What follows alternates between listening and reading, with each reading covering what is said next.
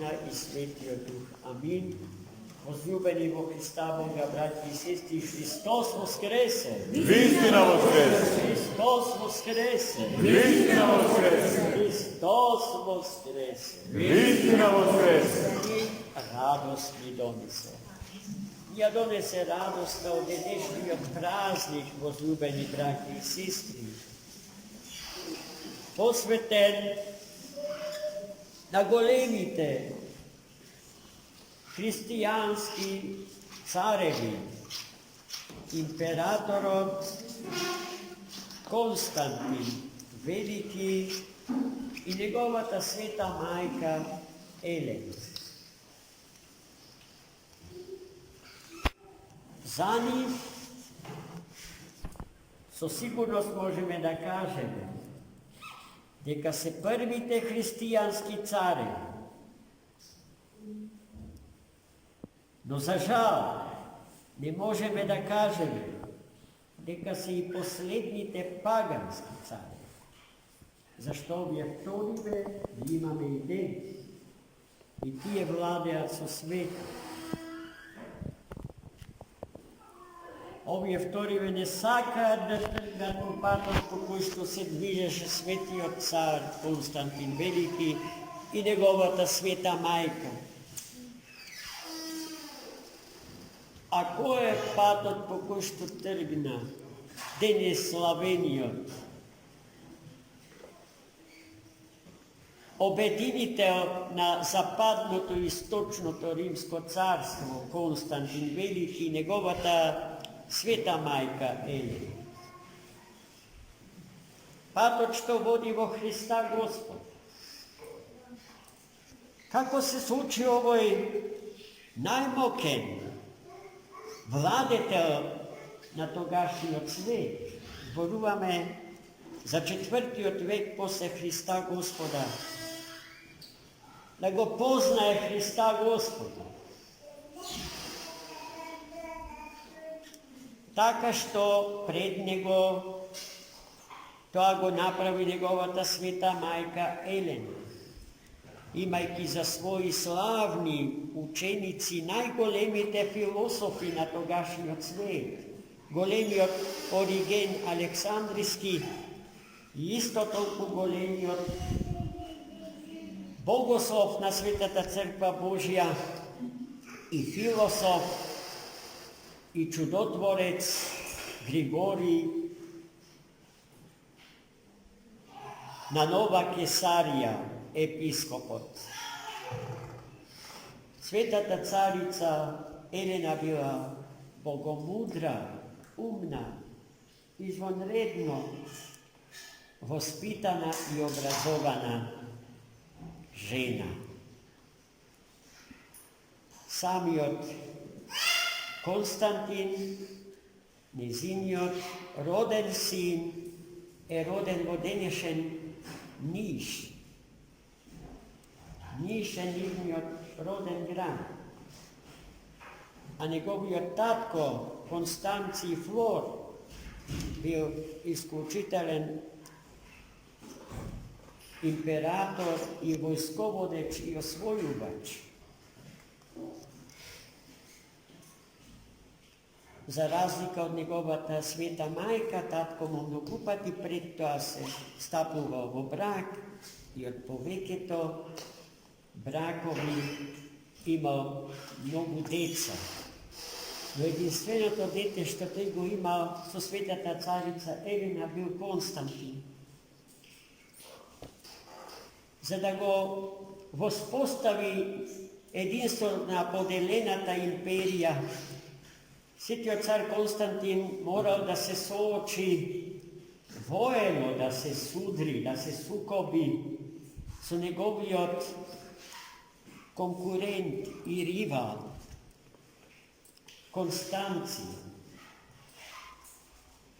Максенци, простете. Во очи битката со Максенци, светиот цар Константин бил крајно загрижен, бидејќи статистичките податоци не му оделе во полза. To je bio mnogo posla, naoružen su pomao broj na vojnici.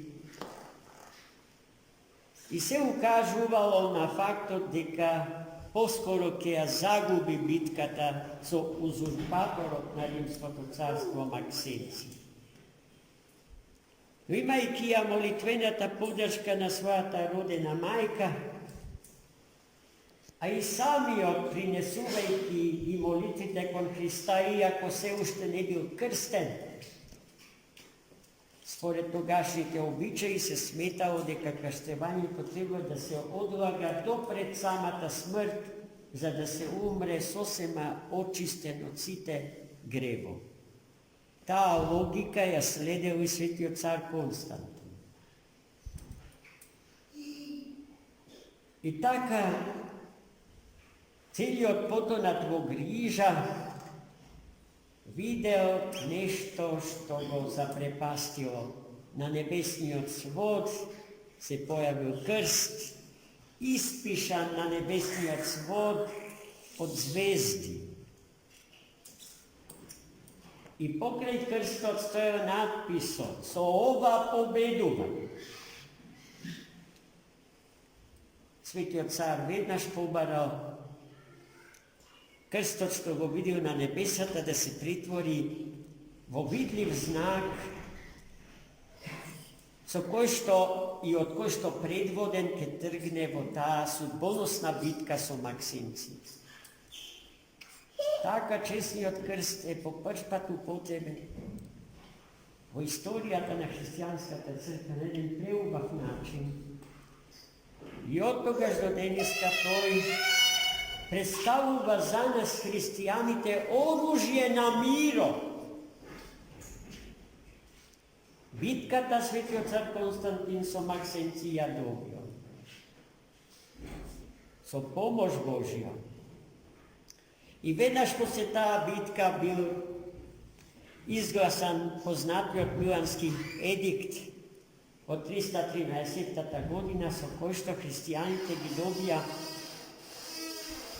сите права што дотогаш ги има другите религии во Римското царство, чие произвождение беше паганско. Христијанството се израмни со нив и стана по првпат во низината млада историја државна вера на Грчко-Римското царство, кое што во исто време не е само царство, туку и синоним за една мокна и несмртна култура и цивилизација.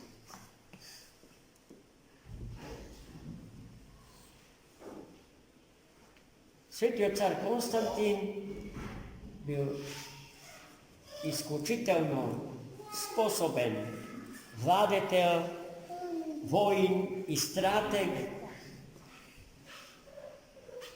Покрај битките што ги водел со спомнатиот свој опонент Максенци, тој бил во чести и жестоки сукоби со скитите и со византинците. И сите нив, имајќи ја помошта Божја, ги победил. Победувајќи ги византинците, го освоил и малечкиот Визант, градчето крај Босфорот. И на тоа место соградил велелепен град, што го понел неговото име, Константинопол, и станал главен град на Грчко-Римското царство. Константинопол го носи уште името Втор Рим, бидејќи светиот цар Константин го пренесе царскиот трон од Стариот Рим во Новиот Рим. Што се случи со црквата откако таа стана државна или црква протежирана од државата? До тогаш, браќа и сестри, Светата Црква Божја беше прогонета црква. Цели повеќе од 3 века таа постоеше катакомбно, подземно, а христијаните беа криптохристијани. Според паганските закони на Стариот Рим, христијаните биле осудувани на смрт само заради името христијан. Се друго било плюс.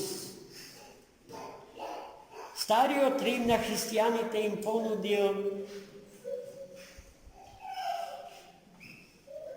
понудил излез од таа ситуација. Излезот бил во компромисот што римскиот император го побара од Светата Црква Христова, а Светата Црква Христова не била спремна, таа не и никогаш не е спремна да го направи тој компромис што и сега и се нуди. По што се состои бараниот компромис? Во тоа што Христа требаше да го внесат во римскиот пантеон како еден од многуте богови. И христијаните беа повикани да му се поклонат на императорот како на еден од многуте божества римски. А тоа значеше да учествуваат во култот на принесување на крвни жртви. Христијаните кажа не. И почнаа прогонствата. Жестоки, какви што ги читате во житијата на светите. Нема ден во кој што не славиме маченички пострадани христијани, со најсвирепо одземени живот.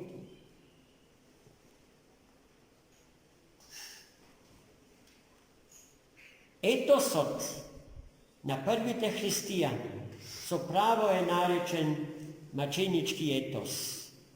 За него Тертулијан ке каже дека етос на крвта маченичка, а за маченички пролеаната крв истиот тој философ на христијаните од 3 век ке каже дека крвта на христијаните е семе за нови христијани.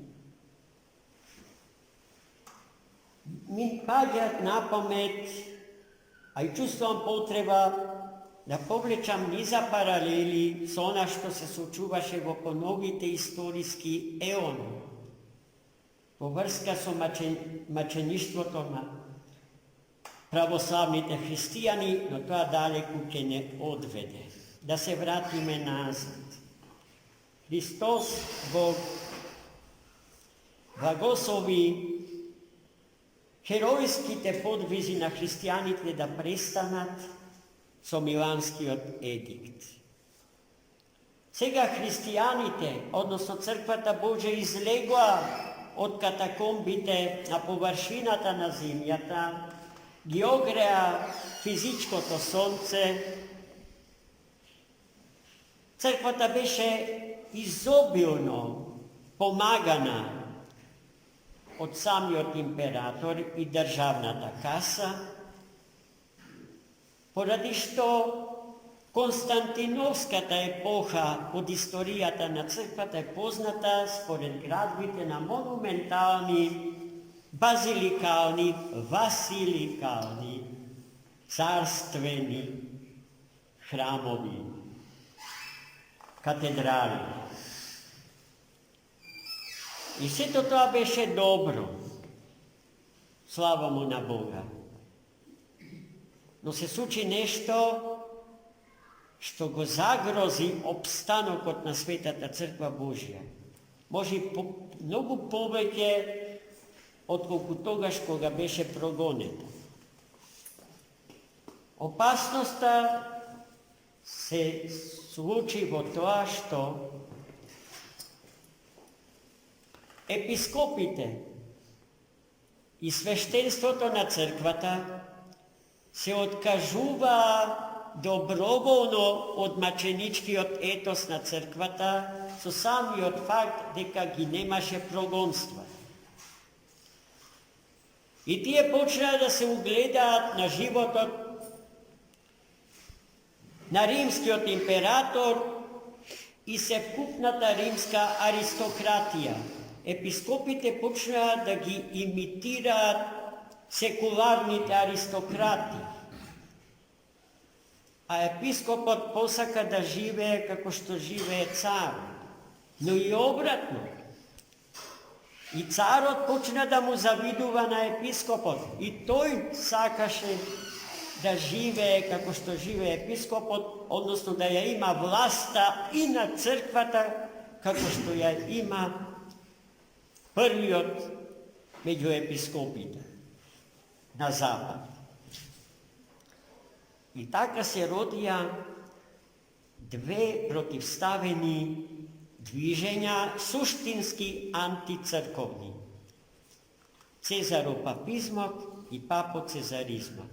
Два социолошки феномена со кои што Светата Црква Божја се справува и денеска.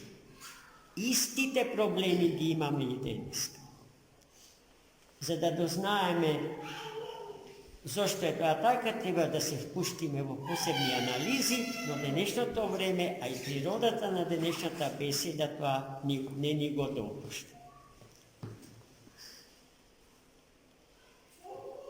Како да се воспостави нарушената атмосфера, состојба во Светата Црква Божја?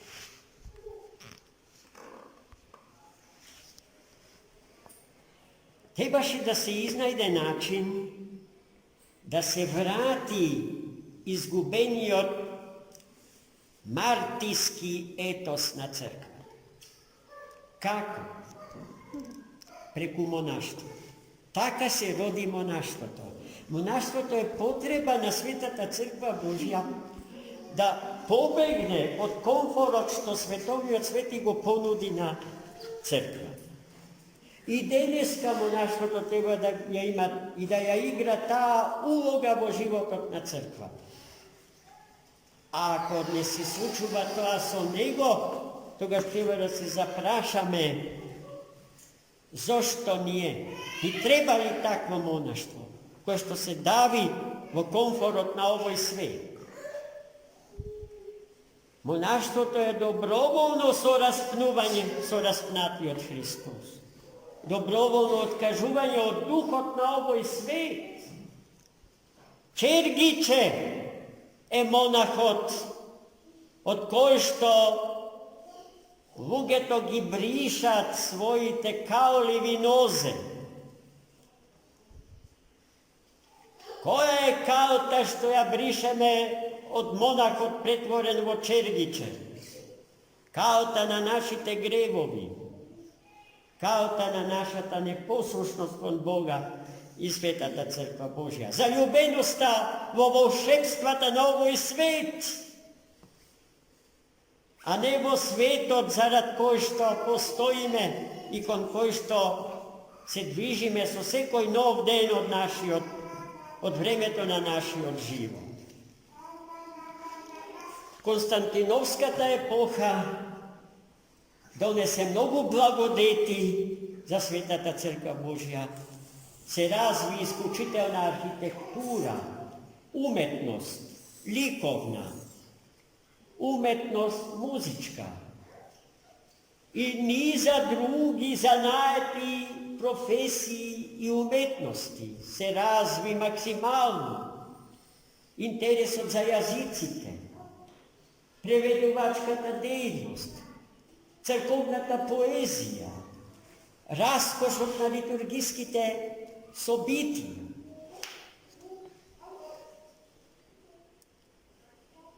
А од друга страна, христијаните стануваа млаки. Ние тоа добро го знаеме денеска, бидејќи такви сме ние денеска, млаки. Тогаш се роди еден преубав афоризам. За време на прогонствата путирите беа дрвени, вели еден отец, ама християните беа златни. А денес е обрат. Имаме златни путири, а ние християните сме дървени. Се разбира, темата за свети цар Константин и духот на неговата епоха е неисцрпна. Мислам дека и со ова што досега го кажав ве измори премногу. Но се надевам дека ќе ви биде од духовна полза на сите, за да го разберете многу подобро, да го разберете духот на нашево време. Да ги разберете наши предизвиците со кои што ние се справуваме. Но истовремено и да го изнајдеме начинот, имајќи го благословот Божи и помошта Негова, да се справиме со нив. И на тој начин да го помогнеме реализирањето на божествениот план, на божествената намера, на божествениот домострој за спасението на човекот и светот. Амин. Христос воскресе! Истина воскресе!